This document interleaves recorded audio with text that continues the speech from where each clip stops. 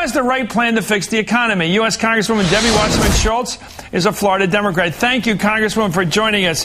This crazy economy is the solution to fire the chairman of the SEC, as McCain says. Well, that solved the problem. He likes to fire people, by the way, McCain. He fires, he fires Rumsfeld. The war goes on. The same number of casualties. Now he wants to fire his former colleague, Chris Cox. I think the question, Chris, that voters have to ask is which John McCain should voters believe, and on which day should they believe him?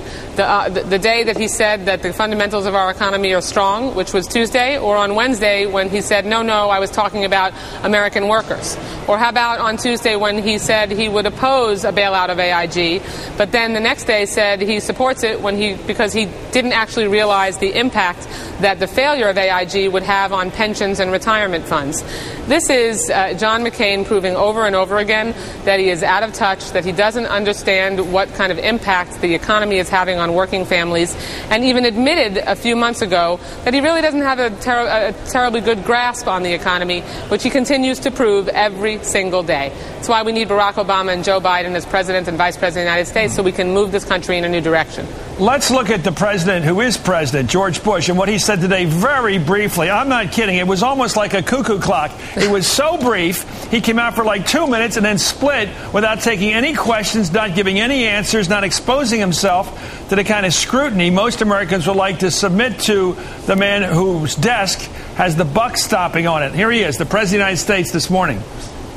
Financial markets continue to deal with serious challenges. As our recent actions demonstrate, my administration is focused on meeting these challenges. The American people can be sure we will continue to act to strengthen and stabilize our financial markets and improve investor confidence.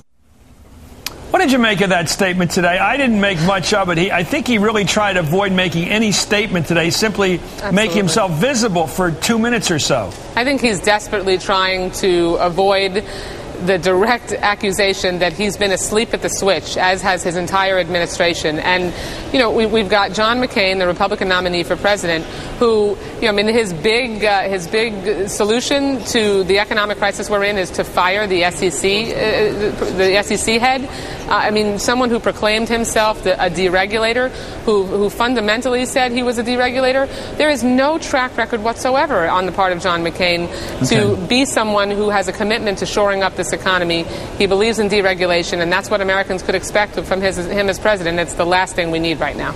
Remember Denzel Washington in the movie Philadelphia? He said, explain it to me like I'm your grandmother, okay? Right. Explain to me what Barack Obama would do as president to deal with this economic crisis as if I were your grandmother. Explain. The kitchen table economics of this, that's what you're talking about, Chris. Barack Obama's economic plan would give a tax cut to 95% of Americans and would raise taxes only on people who make more than $250,000 a year.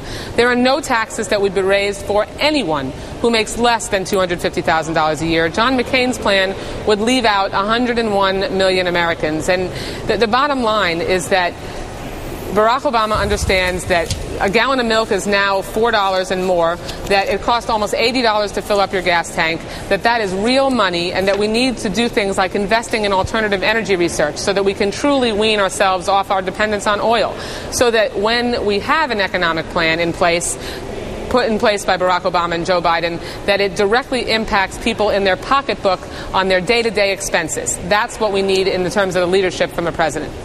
Well, you're on tonight, so I'm going to hit you with an ethnic question. I just got this story about a half hour ago. It is your constituency. There are a lot of Jewish voters in your constituency. A whole lot, yes. I just got the word today that a Republican-backed group supportive of John McCain is push polling. That dirty little trick of asking people things that are rotten and then ask them to vote. Really, you're basically propagandizing. They're pushing the idea that Barack Obama is tied to Hamas in this latest push polling out there. What do you make of it? And it's aimed at Florida voters, Pennsylvania voters, Michigan voters, Ohio voters, New Jersey voters, where there's large Jewish numbers of Jewish voters. They're pushing the idea he's part of some terrorist operation. I think what's going on here is Republicans are divided, depressed, demoralized, and desperate. And so they have to resort to these type of tactics to scare Jewish voters and to scare voters across America.